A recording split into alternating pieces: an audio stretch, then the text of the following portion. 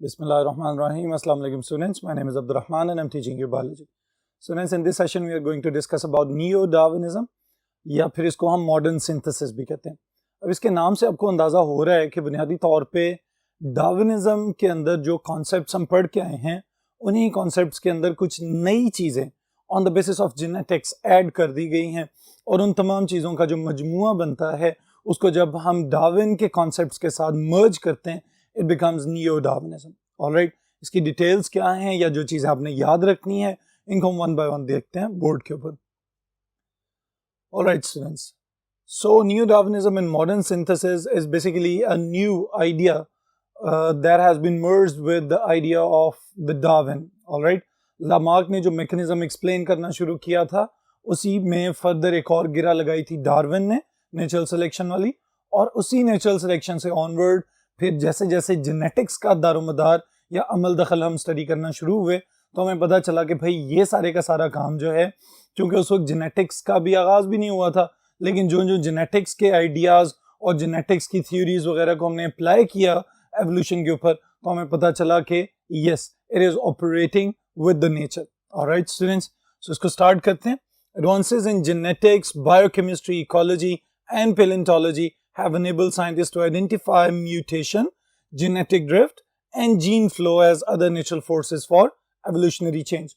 अब ऊपर कुछ ब्रांचेस का जिक्र है जो कि जनरली हम लोग स्टडी करते हैं just as the branches of biology और ब्रांचेस ऑफ साइंस, लेकिन फिर उसके बाद जो स्पेसिफिक टर्म्स यहाँ पे यूज की गई हैं, mutation, genetic drift and genetic flow, ये वाली जो टर्म्स हैं students they are purely related to genes and flow of individuals from one population to another and ultimately resulting up into new species. That process is known as speciation. All right, फिर इसके बाद students scientific जो contribution हमें नज़र आता है वो है चेवरिकॉव, मायर, सिम्पसन और कुछ और साइंसदान हैं जिन्होंने इन सारी चीज़ों को मिला के स्टडी करना शुरू किया तो पता चला कि दिस इज मॉडर्न सिंथेसिस। कौन कौन से इंपॉर्टेंट मेजर फैक्टर्स हैं इसके जो आप लोग स्टडी याद रखेंगे as the causes of evolution? सबसे पहली चीज हमारे पास है gene and chromosomal mutation. Number 2 is genetic recombination, natural selection, genetic drift, reproductive isolation. इन तमाम फैक्टर्स को, इन तमाम कॉजेज को वन बाय वन डिटेल से देखते हैं नेक्स्ट बोर्ड के ऊपर। जी स्टूडेंट्स, जैसा कि अभी मैंने एक्सप्लेन किया था जो मेजर फैक्टर्स हैं उनमें the first thing is gene and chromosomal mutation. अब स्टूडेंट्स ये दोनों जो हमें वर्ड्स नज़र आ रहे हैं इनको ज़रा अंडरस्टैंड कर लीजिए।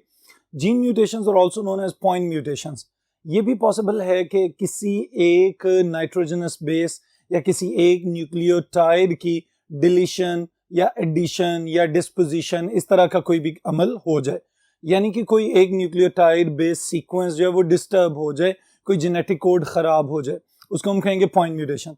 The second thing is chromosomal mutation और chromosomal aberrations। पूरे क्रोमोसोम का ऐड हो जाना, पूरे क्रोमोसोम का डिलीट हो जाना, इवन के sometimes addition of a complete chromosomal set within the plants specifically. अब ये वाली चीज़ जो हमें नज़र आती है ये भी एवोल्यूशन का बायस बन सकती है। Alright students, so both lead to variations, these variations can lead to evolution. अब इसके लिए हमारे पास एक बहुत अच्छी मिसाल है स्टूडेंट्स कि हमारा ये ईमान है कि हम सब हज़रत आदम अलैहिस्सलाम की औलाद हैं। अब अगर हम हज़रत आदम अलैहिस्सलाम की औलाद हैं तो उनका ब्लड ग्रुप क्या रहा होगा? ए पॉजिटिव या ए नेगेटिव, बी पॉजिटिव या बी नेगेटिव, ओ पॉजिटिव या ओ नेगेटिव, या ए बी पॉजिटिव या ए बी नेगेटिव।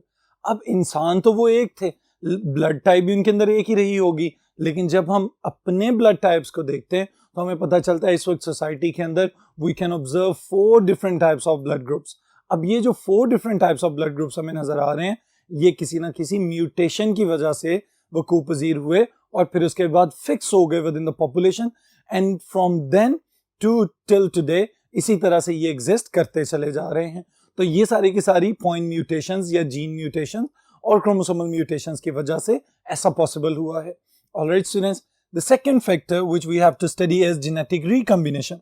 अब स्टूडेंट्स सबसे पहले तो टर्म पे गौर कर लीजिए ज़रा, लफ्ज़ लिखा हुआ है जेनेटिक रिकॉम्बिनेशन, इसका मतलब है कि कोई एक ऐसी चीज थी which was previously combined, फिर दोबारा से कंबाइन होगी तो हम कहेंगे नाउ दिस इज रिकॉम्बिनेशन।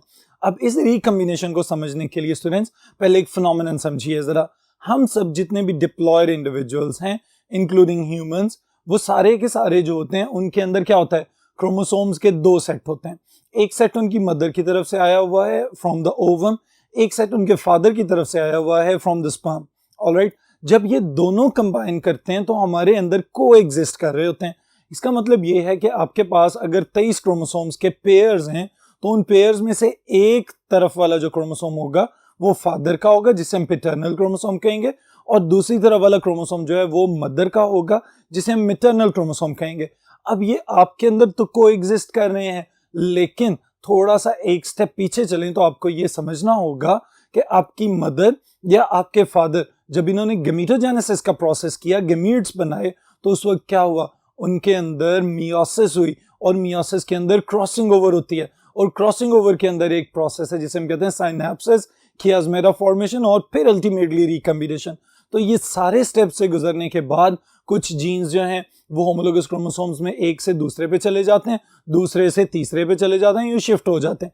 इसका मतलब ये हुआ कि जब क्रोमोसोम्स आपस में जीन्स का तबादला कर लेंगे तो उस वक्त वो रीशफलिंग ऑफ जीन्स कर रहे होते हैं, और उस रीशफलिंग के बाद जो बच्चे पैदा होते हैं उनको देख के हम फिर अपनी तरफ से अंदाजे लगाते रहते हैं कि इसका फेस जो है वो इसकी मदर की तरह है, लेकिन इसकी हाइट जो है वो इसके फादर की तरह है, इसका हेयर कलर इसकी मदर की तरह है, और इसका स्किन कलर जो है वो इसके फादर की तरह है। तो ये सारी चीजें हमें कहाँ से पता चल रही होती हैं? From the recombination. और एवोल्यूशन में जब रिकम्बिनेशन बार बार बार बार होती चली जाएगी तो अल्टीमेटली एक वक्त ऐसा आएगा कि हो सकता है कि एंटायरली डिफरेंट स्पीसीज के तौर पे कोई जानदार नमूदार होना शुरू हो जाए। ऑलराइट स्टूडेंट्स, सो इसमें जो इंपॉर्टेंट पॉइंट्स आपने याद रखने, reshuffling of genes occur during sexual reproduction, meiosis causes random assortment of genes during synapses and rearrangement of paternal and maternal chromosomes in gametes, specifically at the crossing over. All right, and crossing over of genes during meiosis causes variations, और इन्हीं variations की वजह से इतनी ज़्यादा diversity हमें नज़र आती है कि ह्यूमन रेस के अंदर जो इस वक्त हमारे पास 7 अरब के करीब इंसान हैं, उन तमाम इंसानों के blood types, skin tones, tooth colour, जो इवन के दांतों के जो टोन्स है वो भी डिफरेंट हैं, हेयर कलर्स डिफरेंट हैं, हाइट की बहुत ज़्यादा वेरिएशन है, जो स्केलेटन है हमारा बोन्स उनकी अरेंजमेंट की बहुत ज़्यादा हमें वेरिएशन नज़र आती है। तो इसका मतलब ये है कि ये सारी चीज़ें किसकी वजह से हैं? क्रॉसिंग ओवर और रिकम्बिनेशन की वजह से। Alright students, next factor is natural selection. ये तो स्पेसिफिक टूल है that is coming from the nature directly. Nature खुद से डिफरेंट जीन्स को और इंडिविजुअल्स को ऑपरेट कर रही होती है। ऑलराइट स्टूडेंट्स, अब इसके लिए एक आप लोगों ने जुमला याद रखना है, सर्वाइवल ऑफ द फिटेस्ट। ये नेचुरल सिलेक्शन का मगज है असल में, कि जितना कोई जेनेटिकली बेहतरीन होगा या स्ट्रांग होगा उतने उसके सर्वाइवल के चांसेस भी ज्यादा होते चले जाएंगे। अब अगर इसी चीज को हम दूसरे एंगल से देखें तो हम ये भी कह सकते हैं कि जो बेहतरीन होगा नेचर उसको फेवर करेगी, और जो थोड़ा सा कमजोर जीन होगा नेचर आहिस्ता आहिस्ता उसे एलिमिनेट कर देगी, और फिर एक एंटायरली डिफरेंट स्पीसीज या कोई नई और स्ट्रांग पॉपुलेशन हमें नजर आना शुरू हो जाएगी। इसके अंदर स्टूडेंट्स आपने क्या याद रखना है? It uses the variations and mutations as the raw material for better survivors.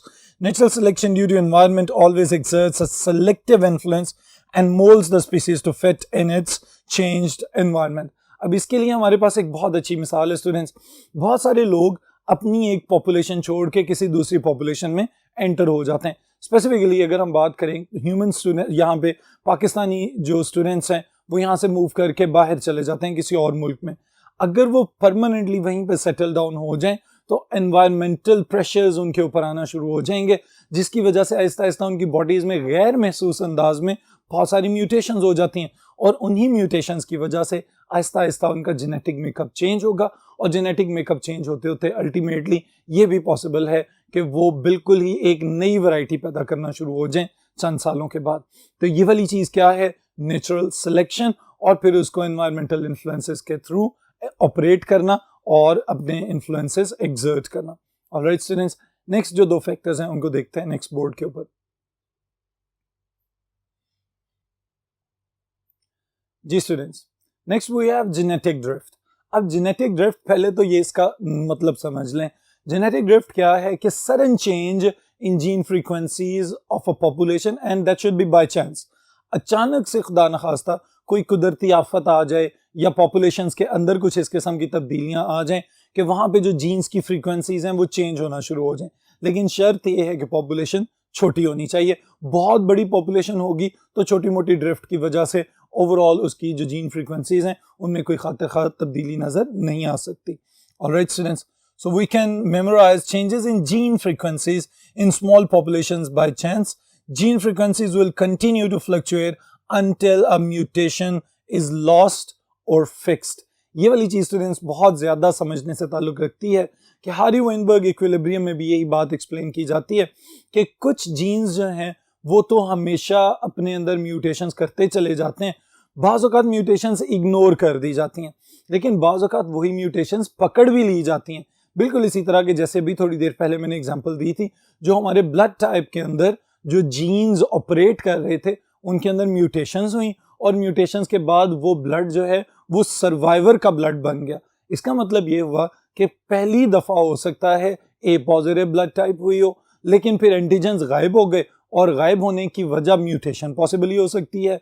और जैसे ही एंटीजेंस गायब हुए तो पता चला कि इस बंदे का ब्लड ग्रुप ए नेगेटिव हो गया।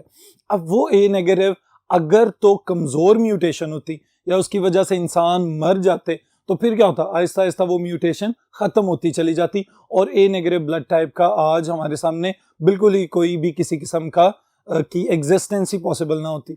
लेकिन जैसे ही हम दूसरी तरफ देखते हैं तो हमें पता चलता है कि ए पॉजिटिव लोग भी हमें नज़र आते हैं और ए नेगेटिव भी बहुत सारे लोग नज़र आते हैं। तो इसका मतलब क्या हुआ कि जैसे ही वो म्यूटेशन हुई, वो म्यूटेशन आहिस्ता आहिस्ता आहिस्ता सर्वाइव करती चली गई और ना सिर्फ सर्वाइव करती चली गई बल्कि आहिस्ता आहिस्ता आने वाली जनरेशन्स में इनहेरिट भी होती गई। और आज जब हम देखते हैं तो हमें अपनी पॉपुलेशन के अंदर भी एक मखसूस तादाद में ए नेगेटिव ब्लड टाइप वाले लोग नज़र आ सकते हैं। तो इसका मतलब क्या है कि ये सर्वाइव्ड म्यूटेशन है, ये वो म्यूटेशन है कि जो अच्छे वाली म्यूटेशन बन गई और बाद में वेरिएशन और डाइवर्सिटी की वजह से एक एंटायरली न्यू फ्रीक्वेंसी डेवलप करने में बहुत ज़्यादा मददगार साबित हुई। Alright students, so we can say when a species moves from its original home just to fit into new area, it is exposed to mutations with their gene pool different from parent population. Sometimes these modifications result in new species. यही चीज़ जो भी मैंने थोड़ी देर पहले explain की थी कि ये भी पॉसिबल है कि कुछ जो लोग हैं वो एक पॉपुलेशन से एमिग्रेट करके दूसरी पॉपुलेशन में इमिग्रेट हो जाएं, लेकिन एमिग्रेशन और immigration ultimately it results in some sort of variations और वही वेरिएशंस जो हैं बाद में मुकम्मल तौर पे नई डाइवर्सिटी या नई वैरायटीज़ पैदा करने के काबिल भी बना देती है जानदारों को। Then we have the last factor, last cause of different types of factors that have caused a neo-Darwinism or modern synthesis. आखिरी चीज़ है reproductive isolation.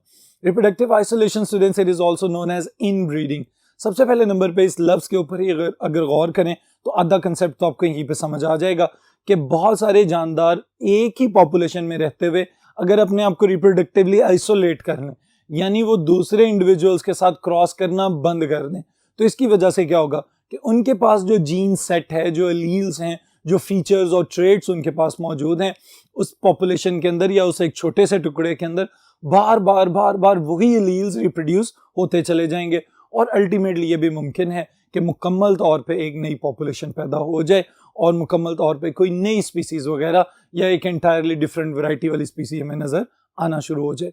Alright students, so one of the most important factor of evolution, it does not allow interbreeding in different species. It helps in splitting of one species and establishment of new species. आज के session के लिए इतना ही, फिर इंशाल्लाह ताला next session में next topic के साथ मुलाकात होगी।